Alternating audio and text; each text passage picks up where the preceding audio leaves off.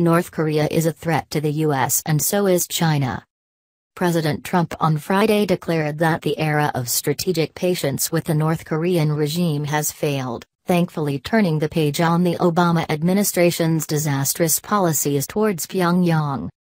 But America's woes in Asia don't stop with North Korea. In fact, the challenge Washington faces in that vital part of the world are much bigger. The good news is that the Trump administration does have a narrow window to do something about it, before it's too late. Now is the time for Washington to end the era of strategic patience with another rogue regime, one that is not only aiding North Korea's military rise but is also on a crash course to dominate the Asia-Pacific.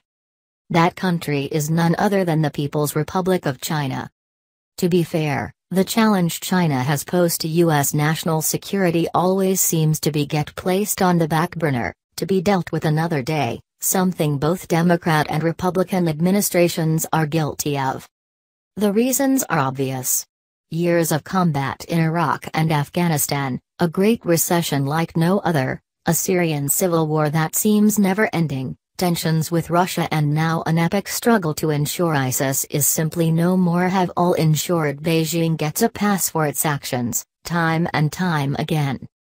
As Washington cast its focus everywhere else, China has decided to shed the notion of a so-called peaceful rise, and instead pursue a dangerous course of action that is only leading to rising tensions with America, and if successful, will turn Asia into Beijing's own private sphere of influence. How China has worked to achieve its goals is clear, and in fact, is very much out in the open. First, Beijing has done all it can to create an arc of instability, from the East China Sea all the way to the very ends of the South China Sea to advance its agenda. China prods and pushes its claims of indisputable sovereignty in all directions along this track, using civilian ships like fishing vessels, a dangerous maritime militia, and Coast Guard vessels that are many times nothing more than redesigned Chinese naval vessels, to ensure its mastery of the seas around them. Its goal is to turn such vital waterways into extensions of its territory, or what it calls blue national soil. Indeed, Beijing's actions in the hotly disputed South China Sea deserve special attention. The beating heart of Asia's economic miracle, China has literally drawn borders around this critical part of the global ocean commons. Called the Nine-Dash Line, China has done what no other nation has dared to do in centuries, place outlandish claims over vast waterways, that if enforced, would destroy the notion that oceans and seas can be claimed by no one. Beijing has even gone so far as to build island military bases out of small rocks and reefs in the area, tipping the strategic balance in its favor. Next, to ensure the region takes China's claims seriously, Beijing's military might has advanced by leaps and bounds.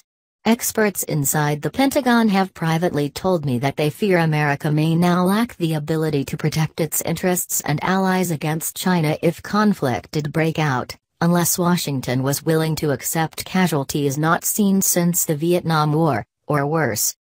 Beijing's strategy to dominate Washington in a conflict is also quite clear. Knowing that it still can't match America ship for ship or plane for plane, Beijing has developed countless classes of deadly missiles.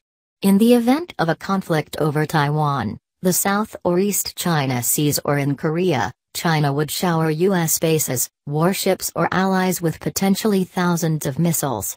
And worst of all, thanks to treaty commitments agreed to with the now-defunct Soviet Union, Washington is unable to legally build land-based missiles in the ranges needed to respond in kind. But for Beijing this is simply not enough. China has even decided that it must begin to match America in as many possible areas of traditional military might as possible. Through cyber espionage, it has stolen classified data involving some of America's most advanced military platforms. Such theft has included data on the F-22 and F-35 stealth fighters, the THAAD missile defense system and many others. Take a look at China's latest stealth fighter, the J-20. See a resemblance to America's stealth weapons? The reason is obvious. For Washington and its allies, The accumulation of Chinese economic, military and diplomatic muscle means the international community can no longer ignore this threat.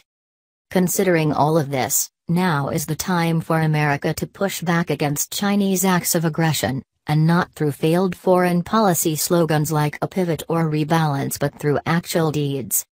The Trump administration must develop a comprehensive strategy to ensure that Beijing does not dominate the Asia-Pacific, bully our allies or partners in region, or is able to defeat Washington in a military conflict.